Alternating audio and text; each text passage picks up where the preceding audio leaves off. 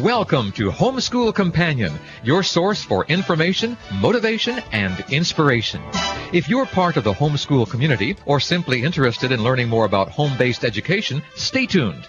Together we'll examine the latest resources, learning styles, and teaching techniques. We'll speak with experts in the field to help you uncover every homeschool advantage. We'll also present suggestions on how to keep Christ in the curriculum as we explore fresh ways to teach and learn. Here's your Homeschool Companion host, author, educator, and children's ministry specialist, Dr. Rose Gamblin. Welcome, welcome. Thank you so much for being with us this half hour. We are reading from Windows on God's World, and our scripture is Proverbs 13:14. The title is Drumming Up Business. The law of the wise is a fountain of life to depart from the snares of death. So the earthworm hasn't enough brains to learn to escape from the snares of death, as it were, which we shall later describe, but there is a lesson here that we can certainly learn. For any of several possible reasons, earthworms are attracted to the surface by vibrations in the ground. The vibrations produced by a mole digging will start them moving upward. The moles use this knowledge to get fat on the worms they can catch. If you stand in a grassy field and stomp your feet, the vibrations that travel through the earth may bring worms to the surface, especially after a rainy day. Some birds create vibrations to bring earthworms within reach of their probing beaks. The sound of a robin's running feet may be responsible for producing his dinner. A number of birds that feed on worms in grassy areas do a lot of running during meals. Lapwings, members of the plover family, who live in all temperate and tropical areas except North America, stand on one leg and stamp rapidly with the other one. The drumming leg moves so fast that it's just a blur. After several minutes of this, the bird looks intently at the ground. Then it runs forward to pick up the small worm it has brought up. Sometimes a flock of lapwings will drum together in a field, each feeding on the worms brought up by the drumming combined. Gulls also drum, but they do it in a highly different way. Standing in mud or sand that is covered by shallow water, they use both feet to stamp. The resulting vibrations bring up the marine worms that form part of the gull's diet. Satan uses a lot of things in his drumming to summon unwary young people into his snares. Sometimes he uses other clever, popular young people. He might use certain types of music, the beat of which appears to fascinate some youth. Certain TV programs work fine to allure teenagers into Satan's traps. Wise young people will listen and learn when warned by their elders of such snares. I'll tell you, when I think of all of the world devices that are brought right into reach of our young people with technology, I cringe. I pray for every one of them. May God put a hedge about them. Let's pray. Dear Lord, we thank you for the birth of a couple of children that was so healthy. It's so nice. We praise you for that, because we often get prayer requests for those babies that were born premature and are struggling for their lives. We pray, Lord, for the surgence of the flu, that you'll send your healing hand. Lord, I pray for my dear pastor who lost both his sister and brother-in-law just this last week. Be a comfort to him. And I pray for each listener that they will feel a closeness to you and that they will benefit from the words that we have to say today. All this I pray in thy holy name. Amen. Ta-da! Arts and crafts. You know, learning is always remembered more, or we really synthesize it when we connect it to creating something or all of our senses, when we can connect our learning to all of our senses. And today we're talking about earthworms. So you could, you can get some gummy worms to kind of kick it off, or you can tell them that they're going to have to eat some worms, and you can eat a real worm. They're really easy to eat. I teach it when I'm doing survival I will take a worm, put it in some water, and just, put it in my mouth and swallow it whole. That immediately has the attention of every single student, and I've handled big crowds of students. They love to see that. Then, of course, there's always those that want to eat the worms and those that want to see you eat worms. So you'll be eating a lot of worms throughout the day if you're going through any number of kids. But today, in our creative spot, I have put a video on how to make an earthworm habitat. And this is so fun, and it can really teach your kids to appreciate earthworms. In addition to that, I've put a couple of cute crafts for making worms. And I think I would encourage my kids to say, look around the house. What could we make worms with that would be crafty? I mean, you could cook up some spaghetti and then put them into a worm shape on your piece of paper. But when they dry, they do keep the shape, but they shrink back into a wiggly piece of spaghetti. You can take pipe cleaners. You can glue the little popcorn insulation that comes around packages. But I put on there worms that you can make out of tissue paper. And the cool thing about that is they do move, but if you drop a little bit of water on them, they move on their own. Of course, if you drop too much water, you have a bunch of soggy tissue paper. Anyway, you can just have fun learning. Curriculum Corner. I wanted to talk to you a little bit about project learning or thematic learning. And I know you can go and find them already made.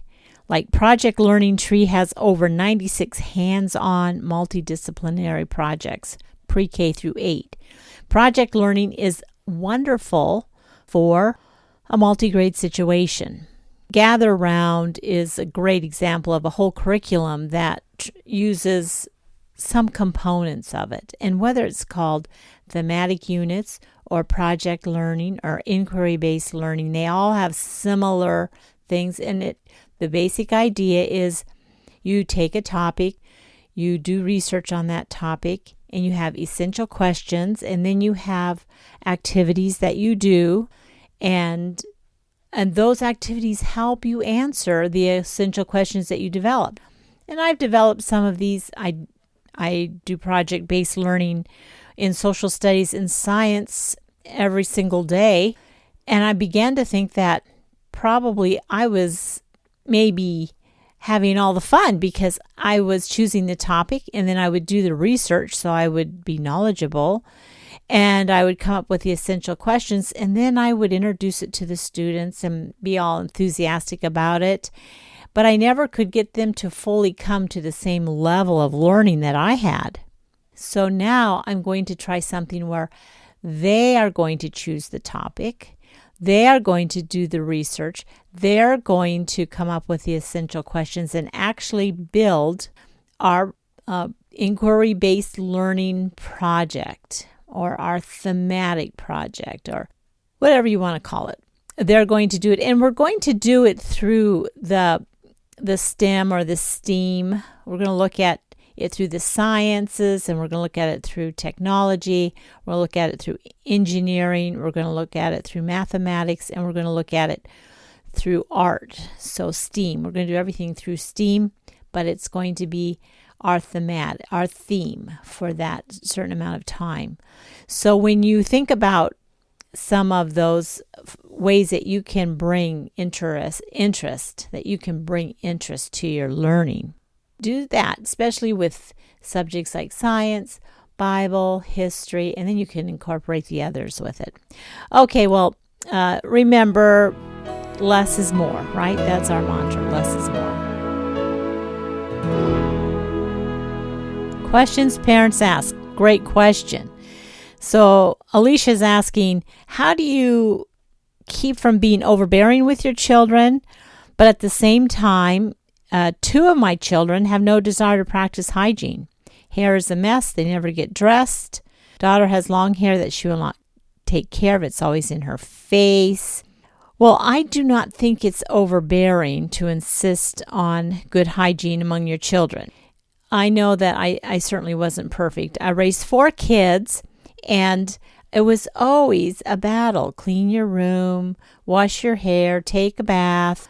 And I'm so happy to say that every single one of my children grew to be successful adults who washed their hair, and they took a bath, and they were pleasant to be around people.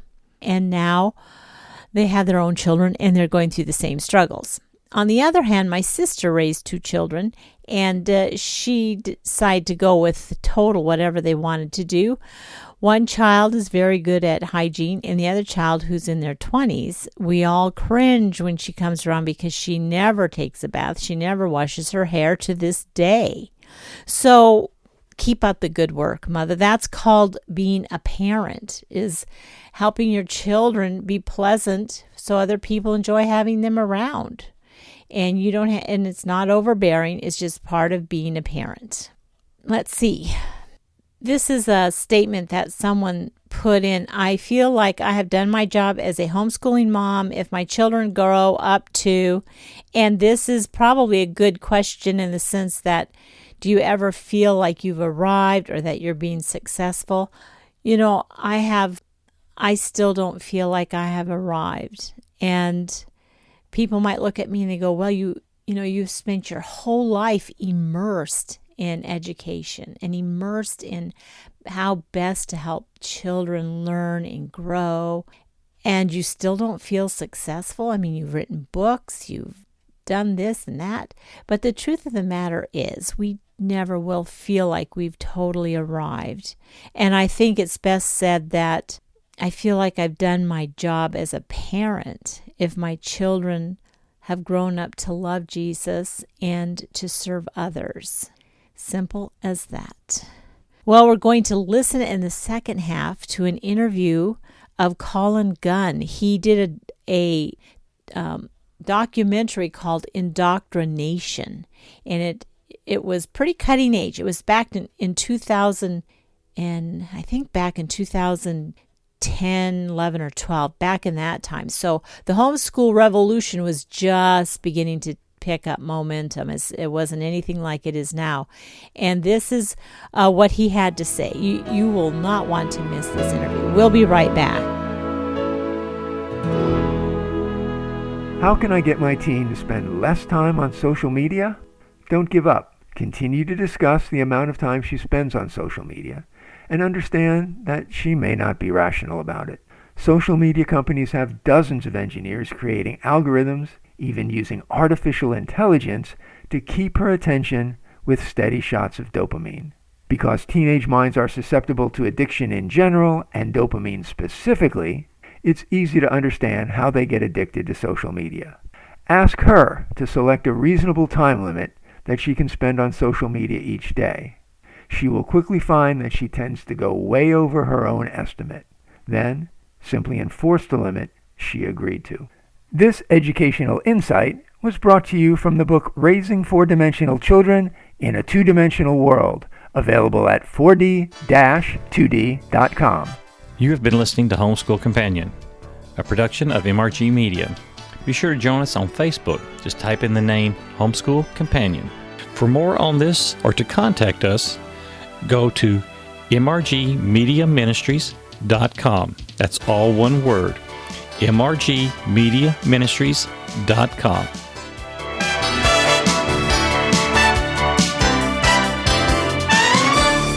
The views, beliefs, and opinions expressed on this program are those of the guest and callers, and are not necessarily those of MRG Media Ministries, this network, its management, or other stations and sponsors that choose to air this program.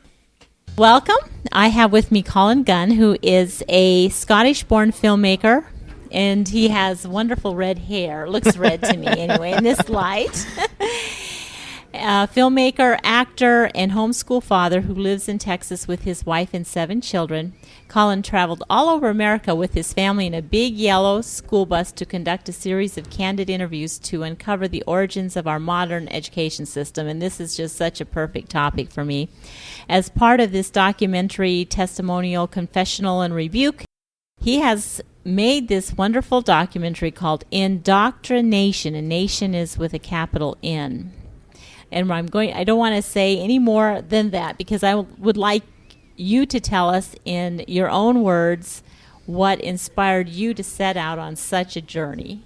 Well, we believe that education is a vital issue, and as a homeschool dad, we know there's a big difference between what is taught in public schools and our own Christian worldview. And so we wanted to look at the history of public education in America, as well as sort of experience a little bit of the landscape of American education. So getting out there in the bus, part of it was the enjoyment and the fun of having a movie that is somewhat of a road trip movie, is us as a family, 7 kids, and my wife and me driving a school bus. 7 kids. So it's a fun thing to do, but there's a serious subject matter, but we want it to be an entertaining film so that people can see this film and learn about American public school education and see the difference between that and what we are saying is another option that what we are doing, which is homeschooling. And so it's an information film. We're not out to judge public schoolers, but we do believe that there's a duty on us to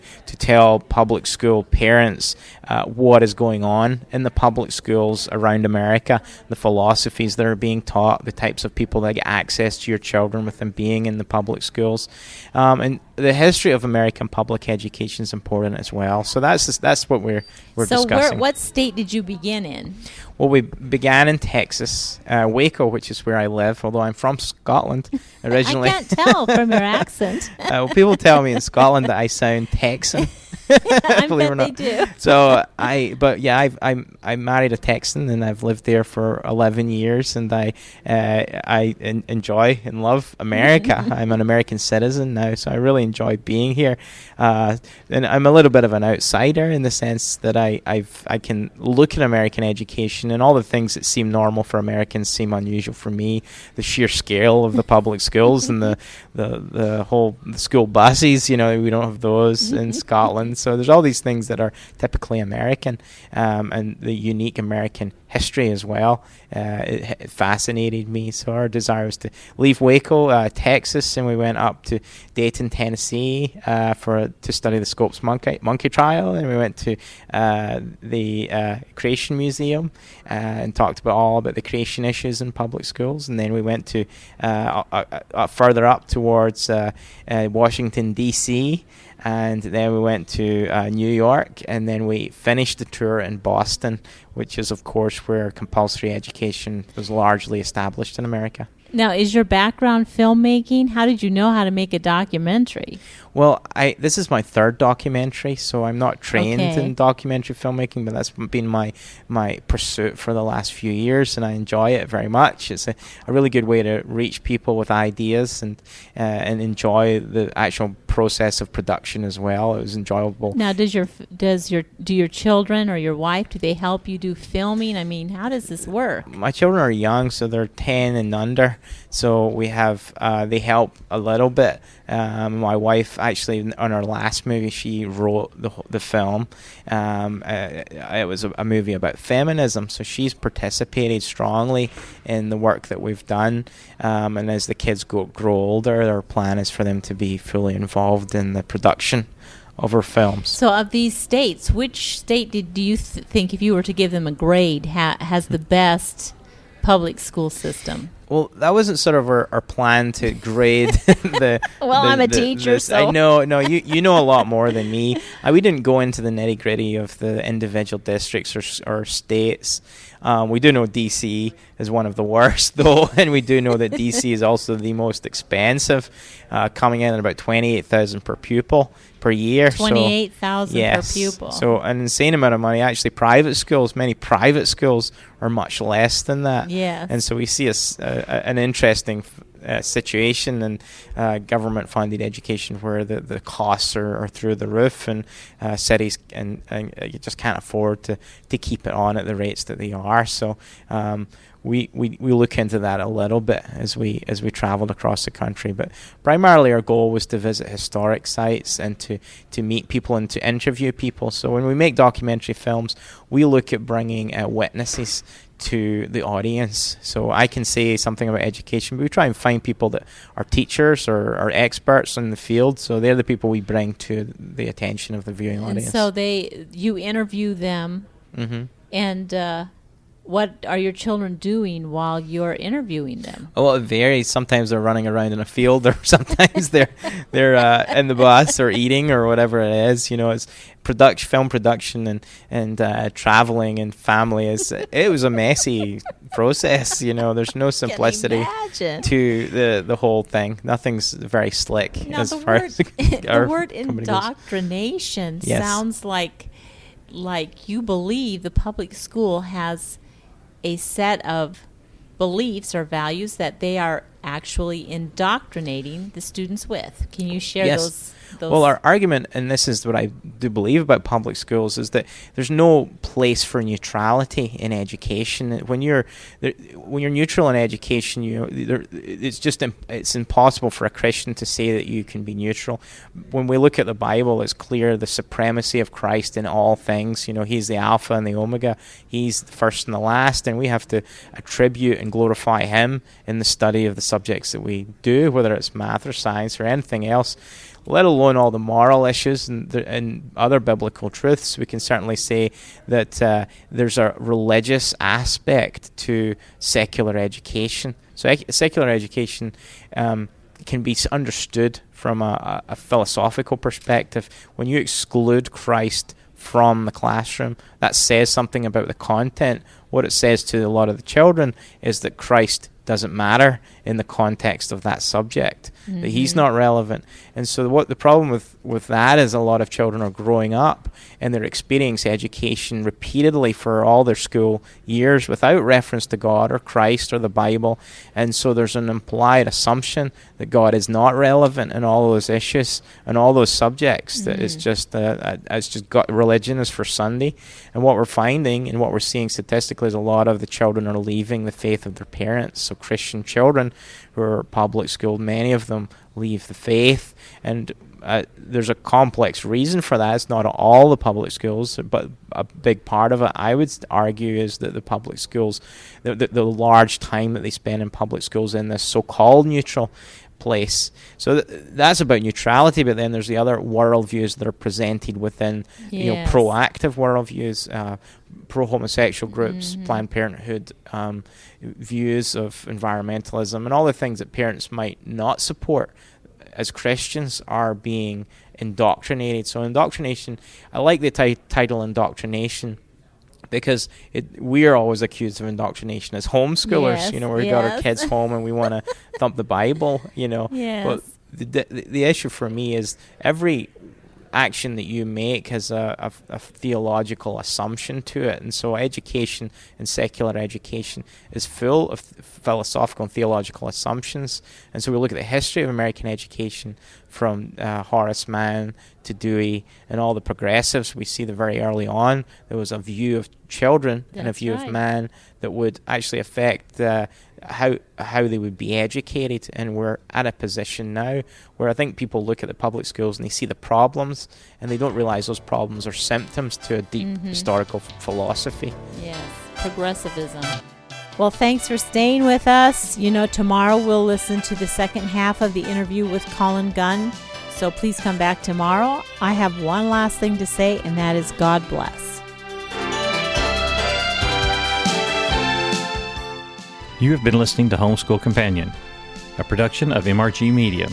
Be sure to join us on Facebook. Just type in the name Homeschool Companion. For more on this or to contact us, go to mrgmediaministries.com. That's all one word, mrgmediaministries.com.